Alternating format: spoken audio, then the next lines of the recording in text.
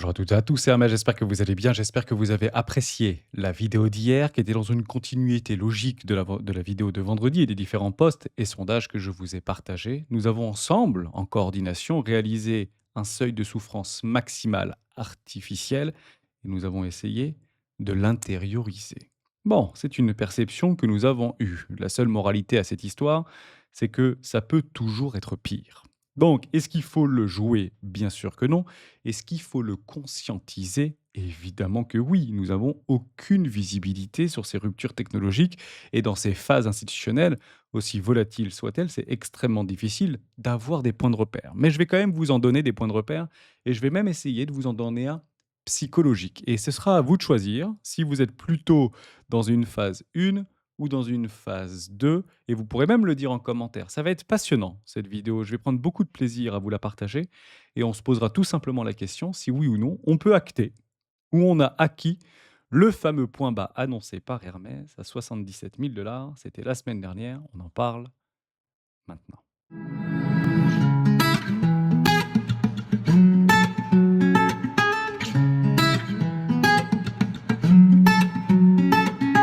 Mais juste avant de commencer, je vous invite toujours à rejoindre le Discord des rois du marché. Vous trouverez le lien dans la description à l'intérieur, une documentation qui s'appelle la stratégie des 4 rois. N'hésitez pas à l'utiliser, n'hésitez pas à vous en imprégner, n'hésitez pas à l'utiliser, s'il vous plaît. Pour vous aussi, trouvez votre propre style d'investissement et tant de nos petites crypto-pépites préférées, plus ou moins capitalisées, semblent pouvoir ici nous donner quelques relents de gains et de motivation. Et ça peut être éventuellement un bon signe avant-coureur. Maintenant, je vais vous parler de quelque chose d'important. Est-ce qu'on peut acter de façon rationnelle ce fameux point bas aux 77 000 $? Pour l'instant, c'est beaucoup trop tôt. On a des premiers signaux de latéralisation. Il y a toujours une phase de latéralisation avant de reprendre une phase d'expansion. Ce que je joue, et vous le savez, ce sont les réintégrations. Mais on n'est jamais à l'abri d'une dégradation. Nous avons travaillé hier avec l'ensemble des membres de la communauté des rois, notamment les académiciens. Et nous avons travaillé donc là-dessus, sur un scénario. Bon, je vous en donne deux, soit le mode boucherie, soit le nom, soit le flamby. Quand je parle du flamby, vous savez, quand vous enlevez la petite étiquette, et ça rentre en fait parfaitement dans ma cyclicité. Ma cyclicité, vous le savez, hein, s'arrête aux alentours de fin octobre, début novembre 2025. Ça ne changera pas. Je pense qu'on sera sur des niveaux de prix bien plus hauts d'ici là sur Bitcoin et sur l'ensemble de nos crypto-monnaies préférées. C'est pas sans mal. Et on peut toujours passer par une phase beaucoup plus dégradante vis-à-vis de tout ce qu'on peut entendre, tout ce qu'on peut percevoir, tout ce qu'on peut assimiler en termes de billets. C'est la raison pour laquelle j'ai décidé de les couper. C'est mon choix. Je coupe tous les bruits de marché, je coupe tous les médias sociaux et je ne veux plus en entendre parler pendant les 6 à 8 prochains mois. C'est mon choix. Maintenant que j'ai bien conceptualisé et entré dans notre perception la possibilité que ça peut toujours être pire, on peut partir du principe qu'il y a deux scénarios qui peuvent s'offrir à nous. Le premier, c'est celui-là. Voilà, c'est vraiment assez dégradant, c'est très difficile émotionnellement, mais vous comprenez bien qu'on sera à peu près revenu au même endroit d'ici l'été 2025, donc c'est imminent. Donc s'il y a Black Swan qui doit y arriver, je rappelle qu'il y a, si on prend des statistiques pures par rapport à une probabilité de Black Swan à l'heure actuelle, et qui au fond ne concerne pas le marché crypto, attention, puisqu'il n'y a aucune news catalysante sur les marchés crypto, donc ce serait plutôt du marché traditionnel, par un embargo émotionnel et psychologique d'une dégradation massive sur les indices. Bon, c'est franchement, on peut l'estimer à 3-5 peut-être, hein, donc c'est peut-être une chance sur 20, une chance sur 30. C'est pas très rationnel de le jouer pour être tout à fait honnête avec vous. Donc il y a d'autres choses à jouer. Donc beaucoup n'ont pas choisi cette version-là en termes des académiciens. On a plutôt choisi cette version-là et qui pour moi est donc une des versions les plus volatiles. C'est assez drôle et vous allez comprendre ce que c'est, ce truc vert. Qui, je pense d'ailleurs, hein, incessamment bientôt, hein, ce sera donc lors du prochain cycle, si on tire un FIBO par rapport à mes objectifs des 230 000 $, on reviendra chercher un 618, 786, voire un 886 dans les 2 prochaines années.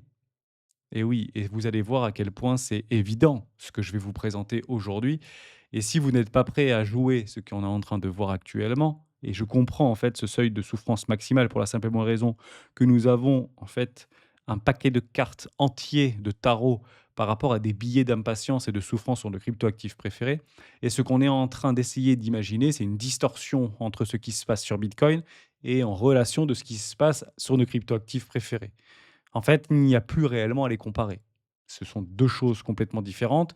Ils partagent un socle commun qui est une technologie, mais il n'y a plus grand-chose à voir entre Bitcoin et tout le reste des cryptos actifs aujourd'hui que nous avons en portefeuille.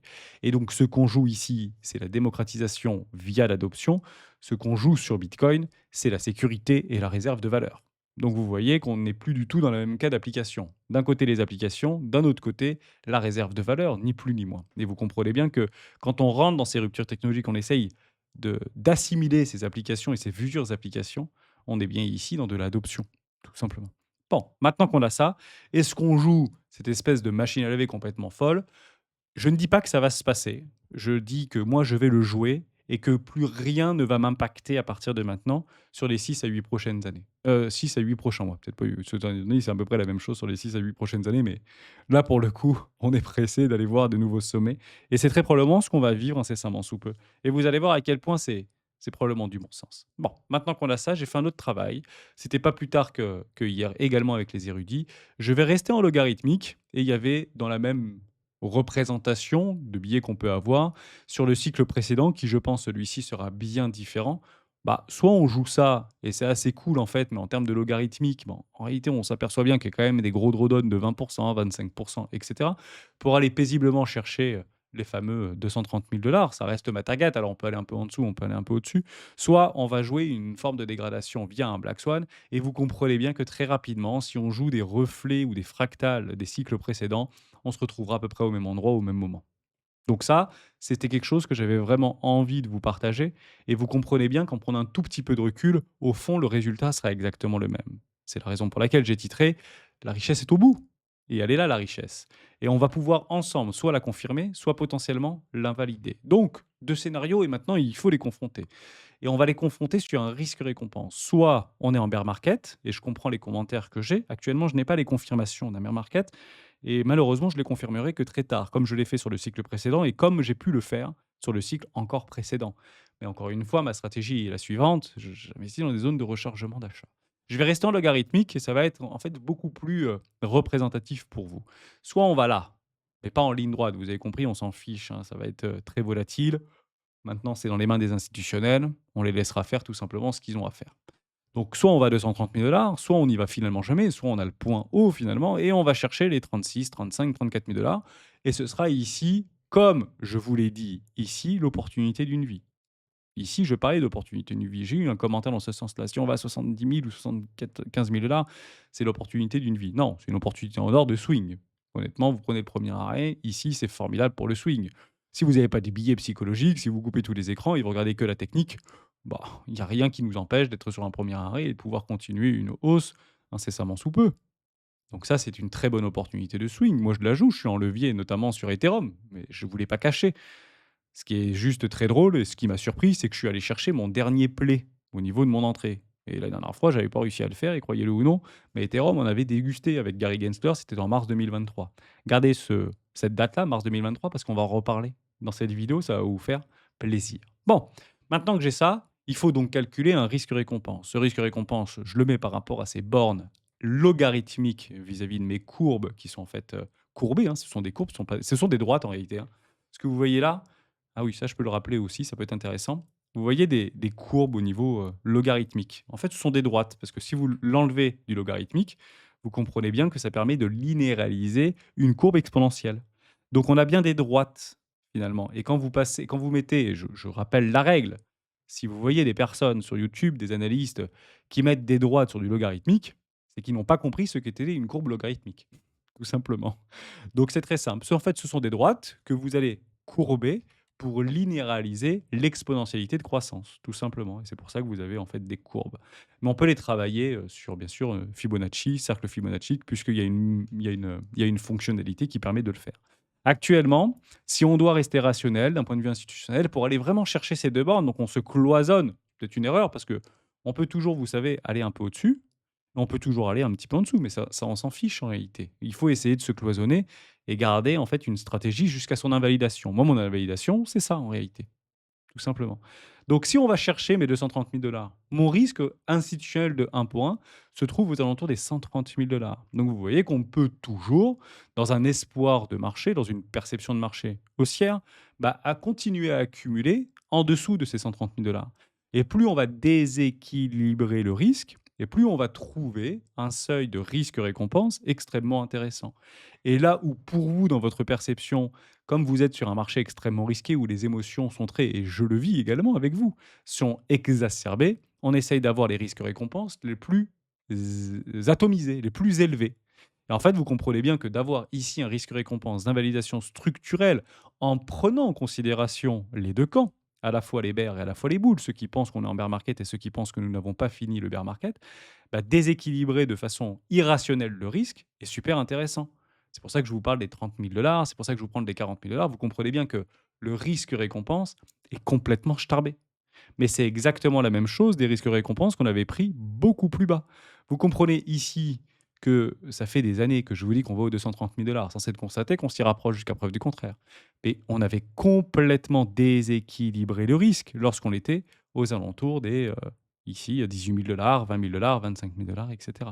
Et j'avais racheté du Bitcoin à 23 600, très exactement, dans cette prise de liquidité, par là, là-dedans. Voilà, ici. Et je me suis fait surprendre par FTX, mais vous comprenez bien que ces événements iconiques, qui sont extraordinaires en réalité, ne peuvent pas être pricés, c'est pas possible. On ne peut pas les imaginer, on ne peut pas les prévoir, parce que sinon on est permabère. Et je pense pas que sur un marché tendanciellement haussier depuis la nuit des temps, qui parle des marchés Bitcoin ici et cryptographique dans son ensemble, c'est peut-être un petit peu dommage d'être permabère de façon asymétrique. C'est ça que j'ai envie de vous dire. Donc maintenant, est-ce que c'est intéressant ou pas d'investir ici par rapport à un risque? Bien sûr que c'est intéressant. C'est toujours intéressant. C'est pour ça qu'on me pose la question, est-ce que c'est intéressant d'investir de Bitcoin à ces niveaux de prix? En fait, Bitcoin, ça ne se vend pas, ça s'accumule et je pense que beaucoup l'ont compris. Et ce qui me rassure dans ce que je vous dis, c'est que tous ceux qui n'ont pas compris ça au premier abord l'ont compris très rapidement. Et ils ne vendent pas leur Bitcoin. Alors oui, il y a des personnes qui vendent parce que ce sont des traders, mais il faut de tout pour faire un monde. D'ailleurs, une petite chose qui m'a fait sourire encore ce matin, je me suis dit: «On est-ce que BlackRock continue à nous dégueuler un peu dessus?» En fait, non, il y a 274 millions de dollars qui sont rentrés. Donc c'est un petit clin d'œil, c'est un petit côté optimiste, c'est toujours sympa et ça permet un petit peu de calmer les ardeurs et en fait, ce qui calme les ardeurs, c'est surtout la baisse de la volatilité. Voilà ce que je vous allais vous montrer dans un premier temps ici, par rapport à cette gestion du risque. Donc il faut avoir cette amplitude. On n'a pas le choix. Aller borner, aller braquer et en fait, on ne sait pas si on est peut-être rentré dans un bear market ou si on est rentré dans un manuel season. Donc ici, on ne va plus non plus gérer notre risque par rapport à une finalité cyclique, mais plutôt à un temps indéterminé. Et vous comprenez que si vous tracez vos 2 bornes par rapport à cette borne-là, plus vous serez là-dedans, quelle que soit en fait la cyclicité et quels que soient en fait les mouvements de volatilité, vous augmentez votre risque récompense, tout simplement. Mais l'éventualité d'invalidation existe tout simplement. J'espère que là-dessus je vous ai aidé. Choisissez votre camp. Moi, vous le savez, je suis prêt à vivre une volatilité extrême. J'ai essayé de vous le partager dans les 2 dernières vidéos et j'ai juste essayé de vous créer une graine dans votre esprit pour vous dire: «OK, ça, c'est possible, mais c'est injouable en réalité». Le plus probable reste bien sûr la hausse, puisqu'il n'y a aucune invalidation actuellement structurelle qui s'est fait valider, tout simplement. Ok, maintenant que j'ai ça, on va essayer de partir sur une autre perception qu'on peut avoir vis-à-vis de Bitcoin sur l'ensemble du marché crypto. C'est intéressant de l'avoir, c'est intéressant de le savoir, puisque je suis moi personnellement focalisé sur un seul truc, c'est Other. Et en fait, Other ne m'offre pas la même perception, ce qui est une distorsion émotionnelle pour moi, hein, et c'est peut-être la chose la plus difficile que j'ai à gérer actuellement. Vous me direz si c'est la même chose pour vous. C'est que j'essaye de rattacher une situation de marché sur le altcoin season ou le alt season si vous voulez, alors que de plus en plus nous laisse penser qu'il n'y aura pas de alt season. Je pense tout à fait le contraire, mais tout à fait le contraire à 90% si vous voulez. C'est pas du 50-50. C'est 90% il y a un alt season et 10% bah, il n'y en aura pas aujourd'hui. Et puis c'est pas très très grave finalement. Mais je suis très bullish sur l'idée d'une alt season. Donc si mes confrères, parce que j'imagine que vous allez voir d'autres personnes, sont mitigés par rapport à ça. Moi, je ne suis pas mitigé, hein. Je suis très déséquilibré par rapport à un L-Season. Je pense qu'il y aura et je pense qu'il sera extrêmement fort. Voilà, comme ça vous avez ma perception. Et en fait, elle n'a pas changé. Et puis, je ne changerai pas cette perception. Ni maintenant, ni dans 2 mois, ni dans 3 mois. Et on commencera à faire les comptes qu'à la fin de l'année de toute manière. Donc j'ai vécu quelque chose et en fait j'ai senti ça et je vous l'ai présenté, mais je vais vous le présenter de façon graphique cette fois-ci. Je vous ai dit, on est potentiellement là. Et c'est possible en fait qu'on soit potentiellement ici par rapport à ces 2 trendlines. Alors je suis encore en logarithmique, donc c'est complètement débile de tracer des trucs, mais vous comprenez bien qu'il y a pas de grande différence en logarithmique ou non logarithmique par rapport à ces droites puisque la time frame en fait est très courte ici. On avait en fait créé ce même phénomène, bullesque si vous voulez, parabolique sur le marché crypto, c'était sur le cycle de 2021. Et en réalité, on a fait exactement la même situation, très exactement là. On l'a breaké, donc on a créé un seuil émotionnel que j'ai accentué de souffrance maximale en anticipant quelque chose qui était très improbable. Et en fait, cette improbabilité est exactement la même ici. Mais l'impact émotionnel est assez équivalent et ça, vous pouvez me le dire aussi dans les commentaires. Si vous avez peut-être pour peut-être ceux qui étaient là, ça peut être intéressant. Là, pour le coup, je peux vous le garantir que je l'ai vécu et je l'ai ressenti, c'était début de semaine et surtout ce week-end par rapport aux nombreux, commentaires que j'ai eus dans la vidéo et sur le Discord et cetera. On a eu exactement le même impact émotionnel que le crack Covid. Donc on ne l'a pas vécu, mais je pense que le seuil psychologique a clairement été compris ici. Donc voilà ce qu'on avait ressenti, sauf que là, on l'avait vu pour le coup en 2019, lors du crack Covid 2019 et vous comprenez bien que rien ne ressemble à ce qui est en train de se passer vis-à-vis du crack Covid 2019. Rien, ne serait-ce que, les pires décisions de Donald Trump n'impacteraient pas le monde comme le Covid-19 l'a impacté. Vous avez compris ça? Enfin, c'est super important. Donc il faudra autre chose et on peut reprendre la météorite, on peut reprendre l'invasion extraterrestre, on peut reprendre ces trucs-là. Il faut vraiment qu'il y ait un impact sociétal global et mondial. Actuellement, il n'y est pas, donc il faut tout simplement pas le jouer, hein. C'est aussi bête que ça, aussi banal que ça. Donc qu'est-ce qu'on attend ici? Bon, on attend tout simplement la réintégration et c'est ça, en fait, qui va nous donner une forme d'excitation. C'est la cassure de cette traîne, puis la réintégration des 250 milliards de dollars de capitalisation, puis qu'on vienne regrind, en fait, cette traîne-là. Mais ça, vous ne le voyez pas. En fait, ça, beaucoup en doutent à partir de maintenant. Si vous me regardez, je suis content et peut-être que vous avez un doute, mais vous ne le c'est pas une majorité, en réalité. OK. Je vais vous donner, en fait, une perception qu'on est en train de vivre actuellement sur bitcoin. Je trouve ça juste fou et je pense qu'on est là-dedans. Mais c'est à vous de choisir, parce que je ne suis pas le seul ici à penser ça peut-être. OK, on revient sur ma petite charte, j'enlève le logarithmique et vous avez compris que on avait une distorsion entre Bitcoin et l'ensemble du cryptoactif, c'est très visible, c'est très simple à comprendre, c'est très simple à imaginer.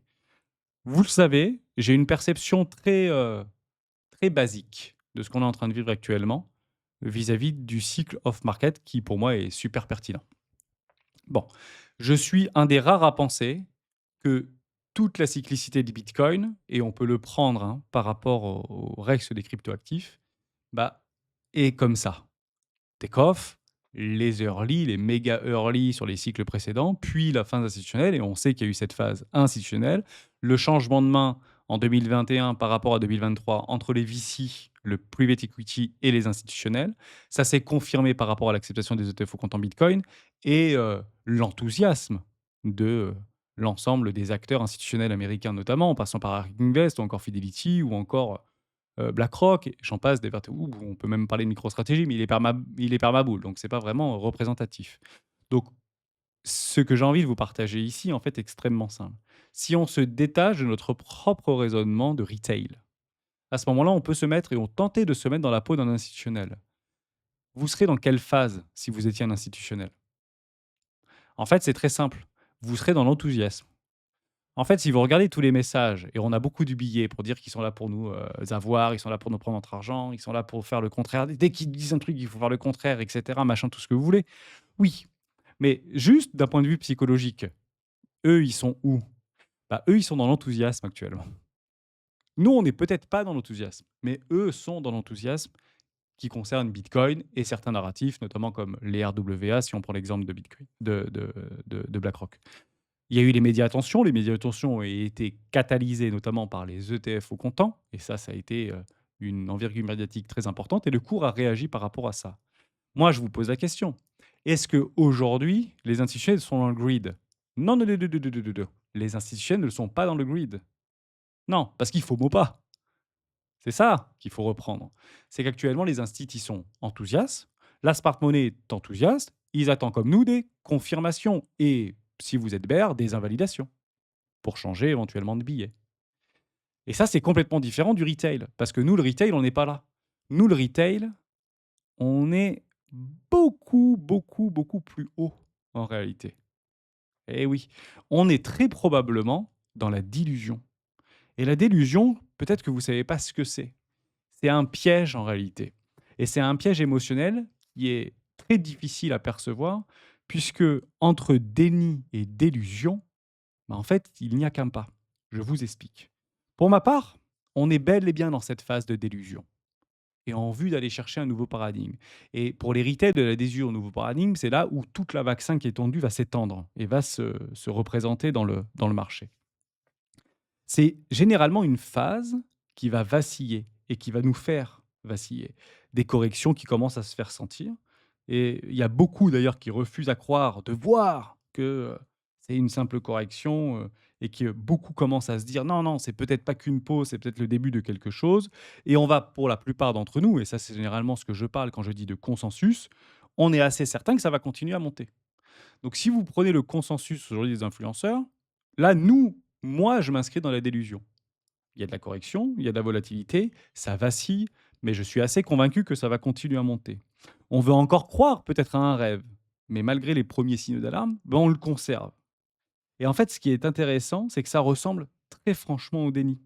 En fait, si vous voulez, la délusion, on est au sommet, vraiment juste après le passage de l'euphorie, le fameux greed qui est encore dans l'air, mais il y a les premières failles qui apparaissent. On va chercher à justifier une baisse, on va juste essayer de trouver une correction, on va juste voir si le marché va repartir et on va essayer de se dire, ouais, non, mais il va vraiment repartir. Et le déni, ce qui est beaucoup plus tard, en fait, c'est une longue descente. Là, le marché qui souffre, effectivement, comme on est déjà en train de souffrir actuellement, mais certains refusent de l'accepter. Certains refusent de dire que non, non, ça va continuer à monter. Et finalement, on n'a pas le bottom. Et c'est pas un bottom de cycle. C'est en fait la cassure actuellement de toutes les trends. Et c'est en ça que je voulais vous mettre dans cette situation. Entre la délusion et le déni, il n'y a qu'un pas. C'est ça la vérité. Sauf que dans la délusion, ceux qui savent, les initiés, le comprennent très bien.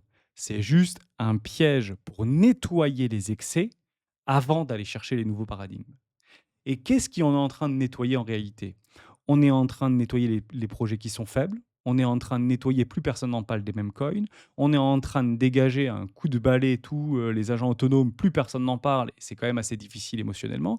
On a les yeux rivés actuellement sur Bitcoin. On essaye de se délaisser littéralement de nos crypto-monnaies préférées. Et c'est là où il faut renforcer, pour ma part, puisqu'il y a de la wake-off de partout sur tous nos projets les plus capitalisés, actuellement sur le marché des crypto-monnaies. Or, nous, on est en tant que retail entre délusion et déni.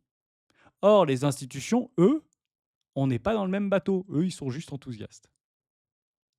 J'espère que j'ai peut-être réussi à vous aider là-dessus. Et je pense que nous, on vivra notre paradigme quand eux seront FOMO dans le grid.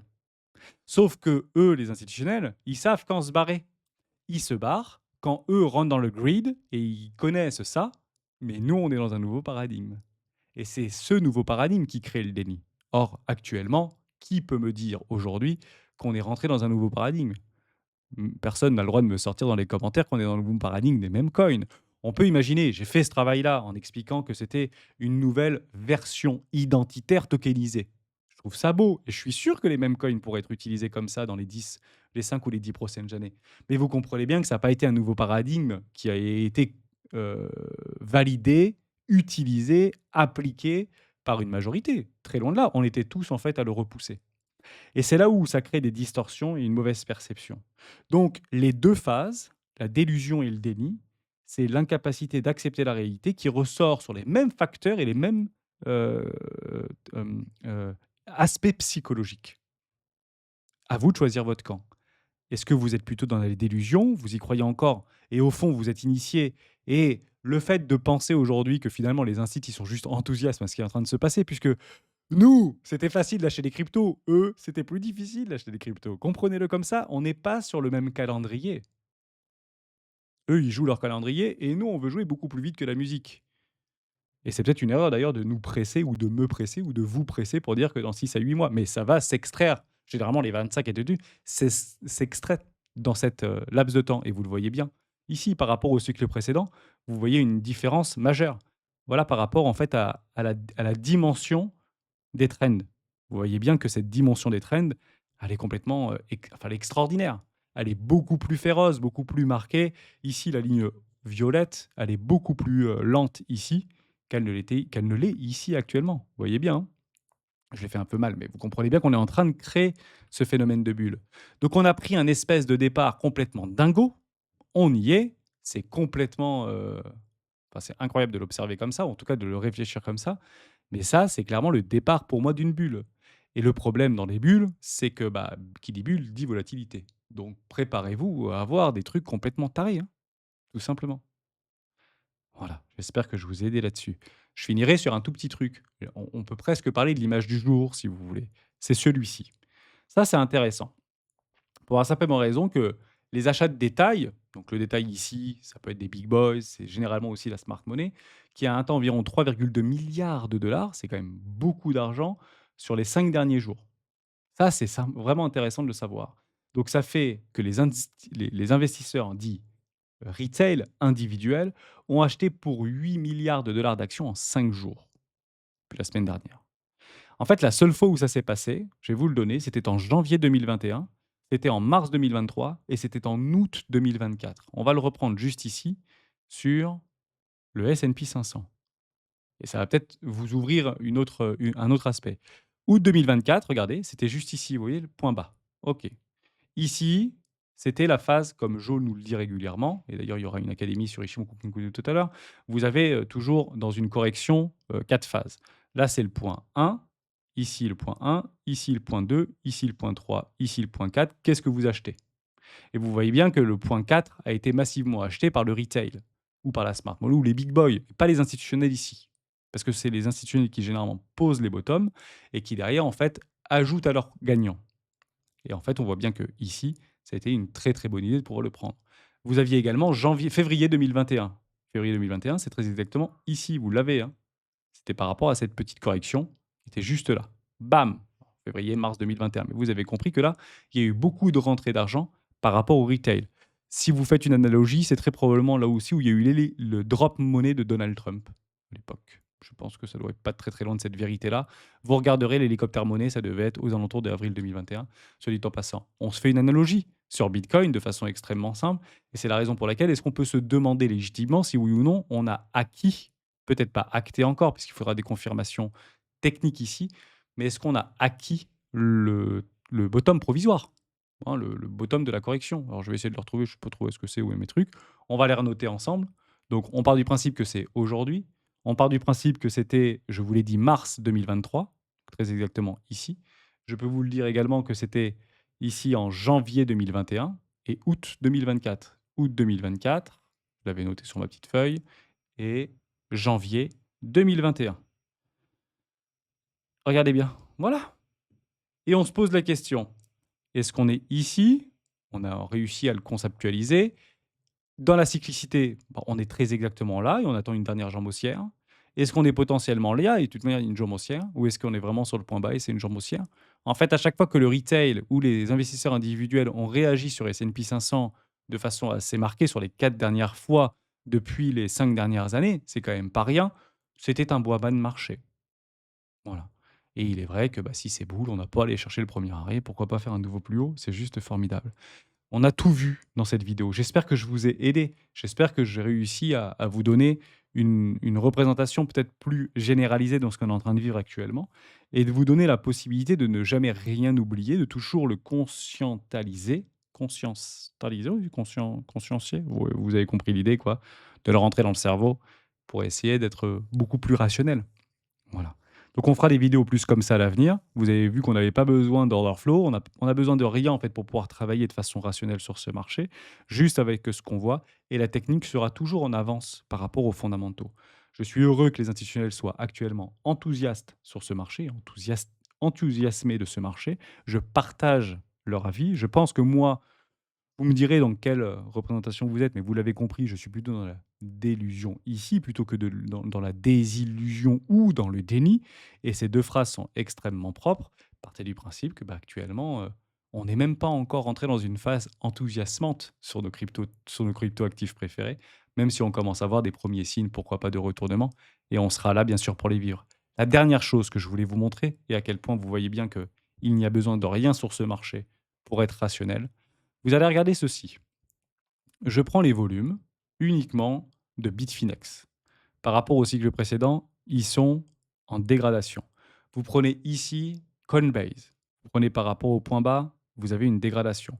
Vous prenez ici BitGet. Vous avez ici beaucoup de volume, puis une dégradation. Problème d'API, les volumes ne sont pas forcément admis.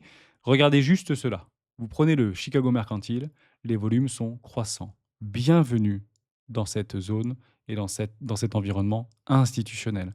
Ce n'est plus les retail, ce n'est plus les échangeurs qui aujourd'hui jouent la musique, ce sont les institutionnels à travers des produits structurés avec des sommes d'argent très importantes et généralement, ça swing un peu, tout simplement. Pourquoi? Parce que ils ne vont pas injecter les mêmes sommes d'argent, même si elles sont infiniment plus importantes de ce qu'on peut nous en avoir dans le porte-monnaie, parce que eux, leur risque est géré sur une infinitésimale du risque que nous, nous prenons.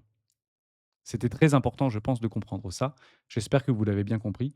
Continuons ensemble et demain, on va travailler sur 5 crypto-monnaies où on pourrait acter une adoption, une continuation d'adoption ou une désertion, que ce soit de leurs utilisateurs ou de leurs développeurs. Je vous montrerai 3 sites pour le faire. On va bien se marrer. Je vous souhaite une excellente journée.